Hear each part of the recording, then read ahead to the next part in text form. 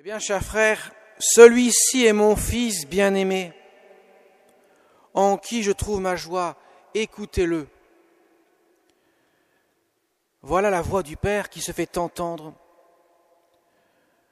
sur la haute montagne, sur le mont Tabor, où Jésus, en présence de Moïse et d'Élie, autrement dit entre présence de la loi et des prophètes, devant Pierre, Jacques et Jean, cette voix se fait entendre pour qualifier celui qui est devant eux. Là, nous avons à nouveau cette présence de la Sainte Trinité, cette présence manifestée. Comme au baptême, la voix se fait entendre au-dessus de la tête de Jésus lorsque Jean le Baptiste baptise Jésus. Celui-ci est mon Fils bien-aimé, écoutez-le. Mes chers amis, les trois mêmes apôtres, Pierre, Jacques et Jean, vont être témoins de quelque chose d'effarant pour eux, au point qu'ils auraient pu sombrer dans leur foi. C'est le mystère de l'agonie de Jésus. Et Jésus leur donne un avant-goût du ciel pour qu'ils puissent ainsi se rappeler que lorsqu'ils seront devant le Christ agonisant, qu'il est celui qui était annoncé aussi bien par la loi que les prophètes. Toute l'Écriture renvoie à Jésus. Mes chers amis, la transfiguration du Seigneur est un avant-goût du ciel. Jésus est transfiguré d'une gloire que nous aurons lorsque nous paraîtrons devant lui, si nous accueillons bien sûr la grâce de Dieu. Mais avant de connaître cette gloire, parce qu'on voit que Pierre, il est très content, il dit « Seigneur, c'est tellement bien sur la montagne, on est tellement heureux d'être avec toi là. Eh bien, dressons 3 tentes, une pour toi, une pour Moïse, une pour Élie. » Mais bien sûr, ils ne savaient pas ce qu'ils disaient. Ils sont épris de frayeur et ils tombent à terre tous les 3, comme pour rappeler « Mes chers amis, il faudra passer par la mort avant de connaître la gloire. Il faudra connaître d'abord le vendredi saint avant de connaître le dimanche de Pâques. Il faut connaître d'abord la mort avant de connaître la résurrection. Le Seigneur est révélé à ces 3 mêmes apôtres. Il est révélé comme celui qui est le Fils éternel du Père, celui qui est Dieu, qui partage son éternité, mais qui va être voilé en quelque sorte par le mystère de l'agonie, le mystère de la flagellation, du couronnement d'épines, jusqu'au portement et crucifiement de la croix. Ce Fils éternel du Père, ayant revêtu l'humanité, va descendre jusque dans les enfers, non pas dans l'enfer. Les enfers, c'est le sein d'Abraham, pour amener tous les âmes des justes, les rendre justes devant le Père. Mes chers amis, une fois de plus, ce mystère de la transfiguration nous montre qu'il y a un voile ici-bas sur terre. Ce voile a été quelque peu dévoilé quelques instants aux 3 apôtres qui vont subir cet instant tragique qu'est l'agonie de Jésus. Mais ce voile reste jusqu'à la résurrection. Nous ne pouvons pas connaître le Christ en dehors du mystère de la foi. Et Pierre, même lorsqu'il voit la gloire du Seigneur, il ne sait pas ce qu'il dit. Il ne comprend pas. Il ne le comprendra que plus tard. Voilà pourquoi Jésus dira et dit à ses apôtres « Je vous demande d'en parler à personne avant que le Fils de l'homme soit ressuscité d'entre les morts. » La gloire de Dieu n'est pas une gloire palpable sur terre. Il faut passer par la foi. Il faut passer par l'ombre de la foi. Il faut passer par la mort avant de connaître la résurrection. Et ainsi, Pierre, Jacques et Jean, lorsqu'ils seront devant le Christ agonisant, souffrant ce que l'on ne peut imaginer, tellement la souffrance est grande, se rappelleront de ce moment important où Jésus est apparu dans la gloire, est apparu avec Moïse et Élie. Et ce n'est pas rien, c'est toute l'Écriture qui converge vers le Seigneur. Moïse, c'est la loi. Élie, ce sont les prophètes. Eh bien, ces deux grands personnages qui s'entreteignent avec le Christ veulent manifester que voilà, le Seigneur, c'est lui, le Seigneur Jésus, authentifié par la parole du Père.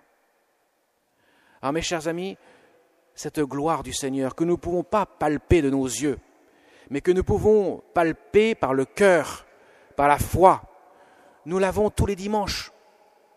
Nous l'avons à chaque fois que nous approchons de l'autel du Seigneur, lorsque le Seigneur, dans son corps et son sang, est présent dans le mystère de l'Eucharistie. Aujourd'hui, Espérance va faire sa première communion. Elle va recevoir pour la première fois Jésus dans son cœur. Alors elle ne va pas le voir, Jésus, elle ne va pas le sentir. Ce n'est pas une question de sentir ou de voir ou d'entendre, c'est une question de foi. Est-ce que je crois, Seigneur, que tu es réellement présent dans ton corps, dans ton sang, dans ton âme et ta divinité, dans le mystère de l'Eucharistie? Le sacrifice du Christ est présent sur l'autel au moment de la consécration. Mes chers amis, vous êtes en présence de la croix lorsque nous sommes à la consécration. Il faut se mettre dans la tête que nous sommes en présence du mystère du Vendredi Saint. Lorsque le prêtre dit « ceci est mon corps », puis « ceci est mon sang », on sépare bien la consécration du corps et du sang du Seigneur, parce que la séparation du corps et du sang, symboliquement, signifie bien sûr la mort. Jésus est rendu présent non seulement dans son corps et son sang, dans le mystère de l'Eucharistie, mais sa croix, son sacrifice suprême, est présent sur l'autel par le mode du sacrement, pour que nous puissions nous aussi nous unir au sacrifice du Christ, que nous puissions communier à son amour infiniment miséricordieux. Voilà pourquoi Jésus veut que nous puissions participer au mystère de la messe. La messe n'est pas une distribution d'hosties consacrées. La messe, c'est le sacrifice du Christ présent sur l'autel. Sinon, une messe suffirait. On pourrait envoyer des émissaires donner la communion dans chaque paroisse. Le pape pourrait dire la messe et on envoie des émissaires dans le monde pour apporter la communion à tout le monde. Ce n'est pas cela la messe, c'est la présence du sacrifice du Christ. Et bien sûr, là, on ne le voit pas. Il y a un voile. Nos yeux ne le voient pas. Le cœur le connaît, le sait par la foi. Le Christ offre son sacrifice une fois pour toutes, certes, il y a 2000 ans, mais il le rend présent et actuel sur l'autel, à chaque fois qu'est célébré le sacrifice de la messe. Vous avez constaté et vous constaterez dans quelques instants, je ne dirai pas ceci est le corps du Christ, je dirai ceci est mon corps, ceci est mon sang. Autrement dit, le Christ parle à travers le prêtre.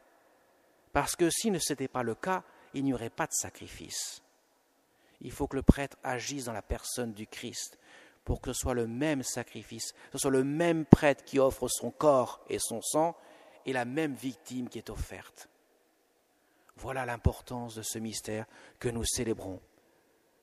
La gloire du Seigneur, nous l'avons dans la foi ici-bas. Voilà pourquoi Jésus dit à ses apôtres, « Surtout, ce que vous ne venez voir, gardez-le dans votre cœur, car un jour vous en aurez besoin, le jour de l'agonie. Mais vous le révélerez à tous après la résurrection. Vous ferez connaître au monde entier que je suis celui qui doit venir, qui vient dans le monde pour donner la vie. » Mes chers amis, tous les sacrements sont à la source de cette croix qui nous est révélée dans le mystère du Christ, dans le mystère de la mort et de la résurrection du Christ. Et cela a lieu dans la liturgie 40 jours avant la fête de l'exaltation de la croix. La croix est exaltée parce qu'elle est la victoire définitive sur le péché, sur la mort et sur l'auteur du péché qui est le démon. Le Christ a remporté la victoire définitive. Alors certes, il faut que cette victoire se concrétise jour après jour dans notre vie. Voilà pourquoi nous sommes amenés à marcher quelque peu voilés dans le mystère de la foi avant de connaître la résurrection, la gloire qui paraîtra à nos yeux lorsque nous serons devant le Fils éternel du Père dans l'autre monde. Mes chers amis, Jésus nous demande de marcher dans la foi, nous demande d'accueillir son amour dans la foi. On ne peut pas connaître le Christ seulement par les yeux. Saint Pierre s'y méprend. On ne peut le connaître que dans la foi. Voilà pourquoi Jésus n'apparaît pas devant nous, devant nos yeux de chair, car nous serions devant un écran de télévision. Nous verrions des choses, mais ça ne changerait pas notre vie. Voilà pourquoi Jésus n'apparaît pas en ce 21e siècle, dans sa gloire, devant tout le monde, comme si en voyant la gloire du Seigneur, cela suffisait pour convertir les cœurs. Cela ne suffit pas, on n'est pas à un spectacle. Le Seigneur n'est pas en train de donner un spectacle à ses apôtres, il veut fortifier leur foi. Et nous avons le témoignage de ces apôtres que nous avons reçus dans les Saintes Écritures, dans la tradition d'Église, et qui nous est rendu actuel par le magistère de l'Église, qui nous dit comment le Seigneur parle à son peuple. Eh bien, demandons au Seigneur Jésus d'accueillir dans notre cœur son amour miséricordieux, lui qui est la source de tous les sacrements.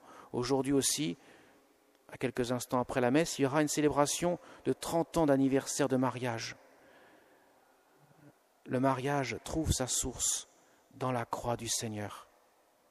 Parce que le mariage n'est autre que de recevoir l'amour de Jésus, époux de son Église, avec lequel cet amour il a aimé et il aime éternellement son épouse. Et cela, il l'a montré sur la croix, car il a dit, il n'y a pas de plus grand amour que de donner sa vie. Lui qui donne sa vie, que l'on ne prend pas sa vie, on ne la prend pas, nul ne peut la prendre, c'est moi qui la donne, dit Jésus.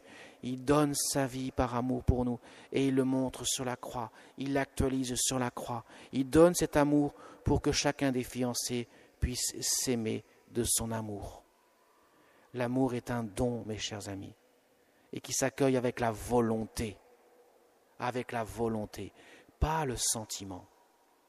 Le sentiment n'est pas le cœur de l'amour. Aujourd'hui, on entend souvent dire, dans notre monde actuel, monde factice, je ressens un sentiment pour toi, donc je t'aime. Je ne ressens plus rien pour toi, donc je ne t'aime plus. Eh bien, mes chers amis, j'ai envie de dire, tu m'as jamais aimé dans ce cas-là. Si ton amour repose que sur le sentiment que tu as pour moi, tu n'as pas d'amour. L'amour, c'est la volonté. Le cœur de l'amour, c'est la volonté. Je t'aime avec ma volonté. Et dans le mariage, c'est pas seulement je t'aime, c'est je veux t'aimer. Je veux t'aimer jusqu'au don tout entier de ma vie, comme le Christ lui-même a donné sa vie sur la croix. Il rendit son souffle de vie lorsqu'il dit « Père, entre tes mains, je remets mon esprit ». Et quelques instants plus tard, son cœur est transpercé. Et là, l'apôtre, l'évangéliste nous dit, de son cœur transpercé coule l'eau et le sang. Révèle au monde l'amour du Christ, car c'est la naissance de l'Église. C'est la naissance, pourrait-on dire, de l'épouse rendue pure, sainte et immaculée. C'est la révélation au cœur, dans le secret des cœurs de l'amour du Christ, le cœur transpercé, le cœur qui s'ouvre à la grâce. C'est le cœur qui accueille l'amour du cœur transpercé. Eh bien, une personne, justement, au moment même où le cœur de Jésus était transpercé, la Vierge Marie, son cœur elle-même a été transpercé de glaives de douleur. Eh bien, la Vierge Marie révèle aussi ce mystère d'amour qu'elle a accueilli dans son cœur. Alors, nous la prions, demandons-lui son intercession. Elle nous fait comprendre le cœur de Jésus. Si vous voulez vraiment comprendre ce que le Seigneur veut nous révéler, ce qu'il révèle au monde, il faut passer par le cœur de Marie. Car Marie est celle qui révèle au mieux à ses enfants que nous sommes le cœur de Jésus. Elle en a exploré, pourrait-on dire, toutes les facettes et elle montre au monde comment aimer en accueillant le don de l'amour de Dieu, source de toute vie. Amen.